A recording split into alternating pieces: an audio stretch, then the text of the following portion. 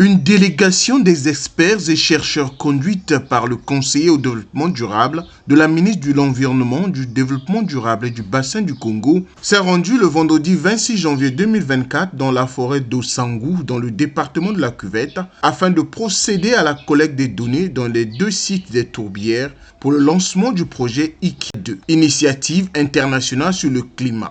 Bon, normalement, si on veut garder, on ne va pas garder cet échantillon cette fois, mais normalement on met le film plastique et après on emballe ça pour bien préserver ça jusqu'au labo. Ces experts expliquent comment ces tourbières absorbent le carbone. And here the peat is roughly around 2 meters deep.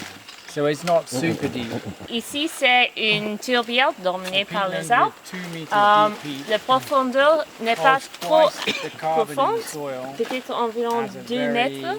carbon Même dense si le tour peatland with 2 n'est pas meters assez deep peat profonde, même une holds twice profondeur the carbon de 2 in the mètres, soil. ça tient 2 very fois la quantité carbon de dense carbone tropical qu'une forêt tropicale dense. Ici est de souligner aussi que cette mission vise la formation des étudiants-chercheurs venus de plusieurs pays à l'instar de la République démocratique du Congo et du Congo.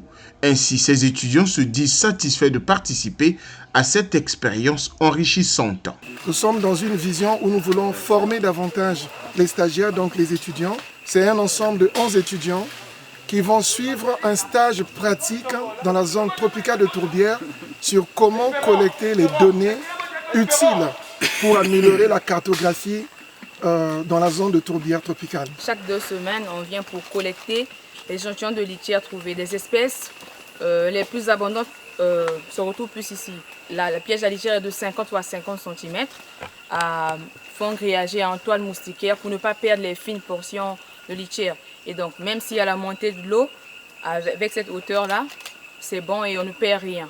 Donc, chaque 2 semaines, on vient, on collecte et on va peser, donc on va sécher un petit moment, 14 jours maxi.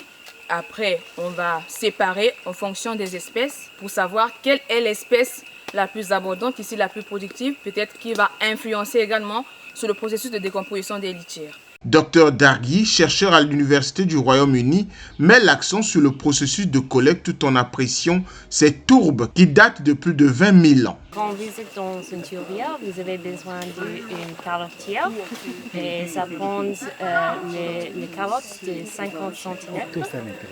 Et donc il faut forcer ça au sol et tourner et prélever l'échantillon.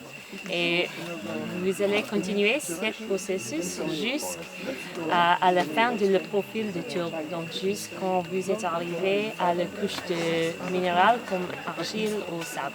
Nous sommes dans un endroit où on a peut-être 2 mètres, donc c'est pas trop profond, mais on a déjà fait par exemple la datation de carbone 14.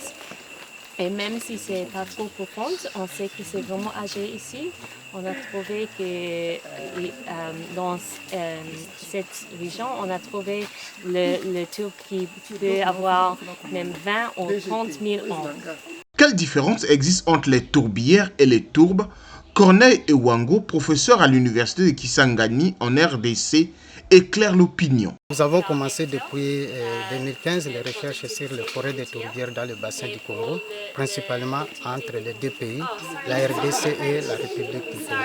La tourbière, c'est une végétation où les plantes croissent sur la tourbe.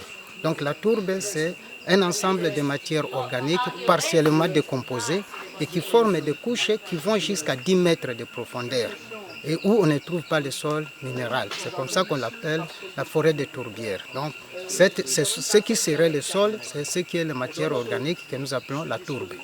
Elle est importante car elle accumule beaucoup de quantités de carbone. Ça joue un rôle très important dans le changement climatique. Donc, ce sont des atténuateurs des changements climatiques. En effet, le projet IKI2, Initiative internationale sur le climat, consiste à la conservation et la gestion durable des tourbières du bassin du Congo. Et il est financé par le gouvernement allemand.